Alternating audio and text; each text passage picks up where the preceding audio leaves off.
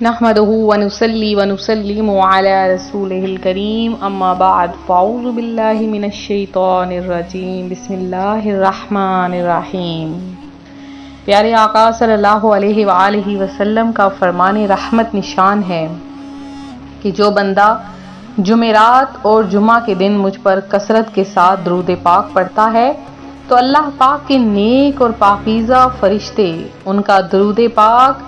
اپنے سونے اور چاندی کے کلموں سے لکھ کر مجھ تک پیش کرتے ہیں۔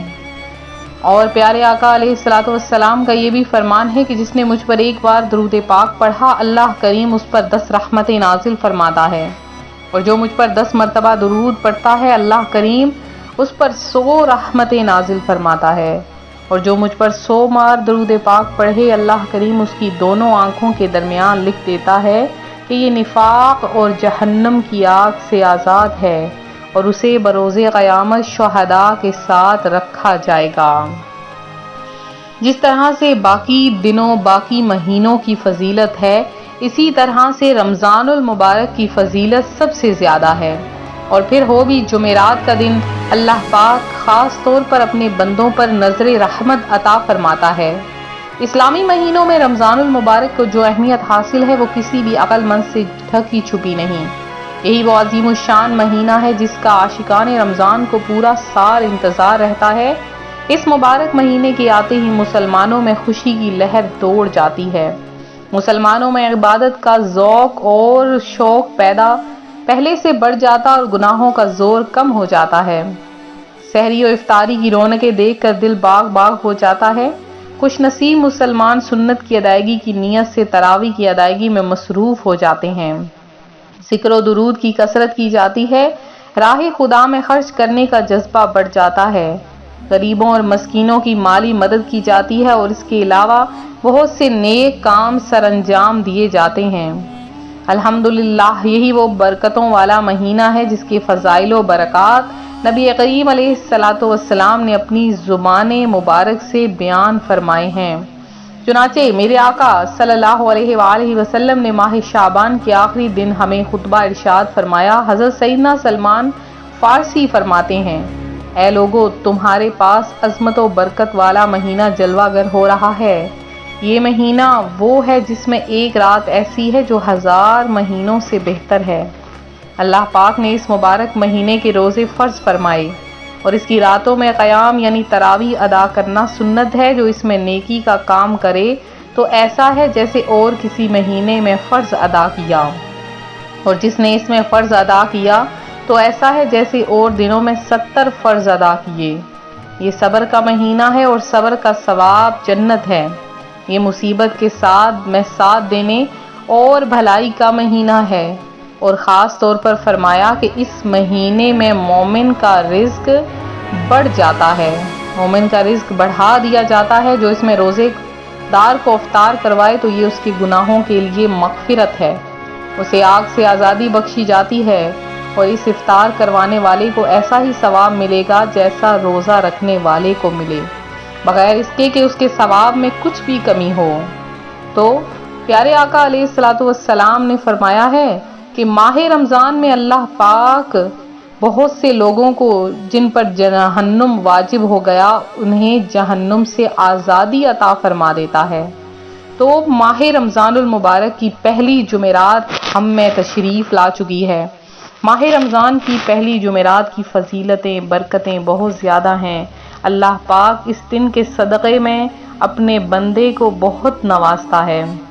خاص کر بندہ جب اپنے رب تعالیٰ کو پکارتا ہے تو رب فرماتا ہے کہ اے میرے بندے تیری پکار مجھ تک فوری پہنچ جاتی ہے، تو اپنی پکار کو جاری رکھ، تیرا مانگنا مجھے بہت پسند ہے، میں اگر تجھے دینے میں دیر کرتا ہوں تو یہ بھی ایک حکمت ہے کہ میں نے تجھ کو جتنا تو نے مانگا اس سے دگنا کر کے میں نے تجھے عطا کرنا ہے۔ تو آج رمضان المبارک کی پہلی جمعرات آ چکی ہے، بہت برکتوں رحمتوں والی رات آ چکی ہے۔ تو آج آپ کو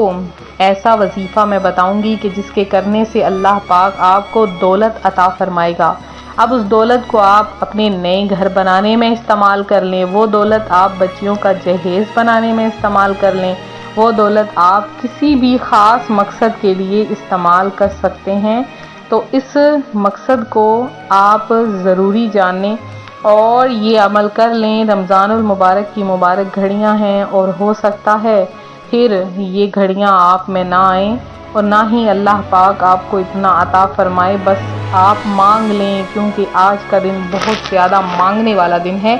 تو آپ نے کرنا کیا ہے، رمضان المبارک کی پہلی جمعرات ہے،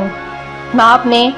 کسی بھی نماز کے بعد، فجر، ظہر، عصر، مغرب، عشاء، کسی بھی آپ نماز کے بعد، پانچوں نمازوں میں سے کسی بھی نماز کے بعد آپ نے سجدے میں جب سر رکھنا ہے، نماز کے بعد فرض جب آپ پڑھ رہے ہوں تو فرض نماز کے بعد آپ نے آخر میں سلام پھیرنے کے بعد سجدے میں سر رکھنا ہے، اور سجدے میں سر رکھنے کے بعد آپ نے پڑھنا ہے سبحان اللہ وبحمدہ سبحان اللہ العظیم، سبحان اللہ وبحمدہ سبحان اللہ العظیم۔ یہ آپ نے ذکر 5 بار سجدے میں کرنا ہے، پھر دوسرا سجدہ آپ نے کرنا ہے اور اسی طرح سے 5 بار آپ نے یہ ذکر دوبارہ سے کرنا ہے۔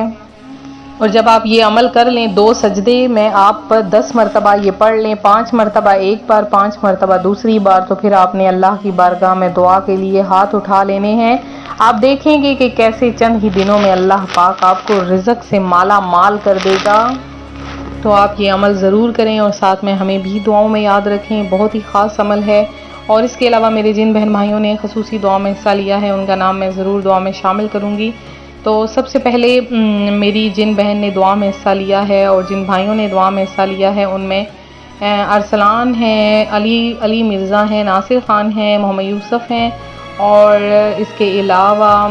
شیخ جمیلہ ہیں جنہوں نے دعا میں حصہ لیا ہے، جولی احمد ہیں، حسن ملک ہیں،